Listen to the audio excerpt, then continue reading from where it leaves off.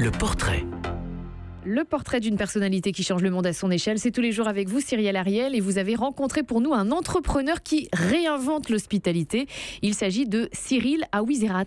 Et si vous le croisez dans la rue, vous ne pourrez que le remarquer. Il a toujours un chapeau melon, sa longue barbe poivre et sel et des tenues colorées.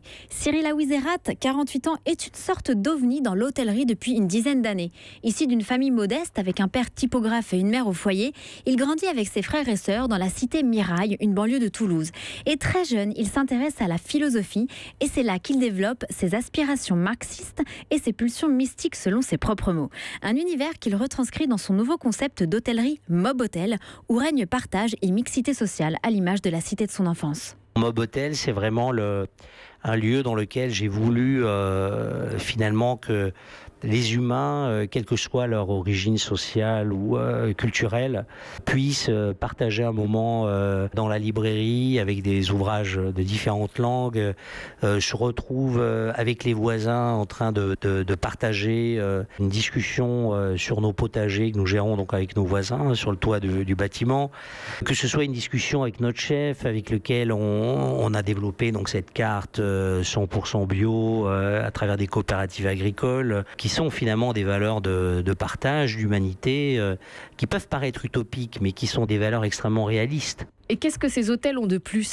Alors, son premier hôtel qui est basé à Saint-Ouen met à disposition des espaces gracieux comme 2 boutiques éphémères pour soutenir de jeunes créateurs de bijoux ou de mode, mais également un incubateur pour start-up sociales comme Casa 93 qui forme des jeunes en réinsertion à la mode, mais aussi un potager bio pour les voisins du quartier. Et les gens sont de plus en plus, de mon point de vue, en train de comprendre que modifier sa manière de vivre au quotidien, c'est pas dramatique et que, au contraire, on y puise des nouvelles formes de consommation. Et je pense que à travers tout ça, finalement, c'est la construction d'un nouveau paradigme dans lequel les jeunes générations, et c'est aussi pour eux qu'on le fait. Moi, souvent, je dis, les choix que j'ai faits, c'est j'ai 4 enfants, j'ai pas envie d'être un salaud qui, finalement, repousse à demain ce que nous devons faire aujourd'hui, et déjà depuis qu'on aurait dû commencer il y a longtemps. Et ce n'est pas tout. Pour lutter contre l'obsolescence, une boutique dédiée à la réparation de vélos est en train d'être terminée.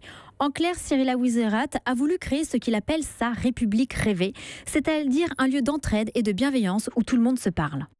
Merci beaucoup Cyrielle Ariel. Europe 1, circuit court.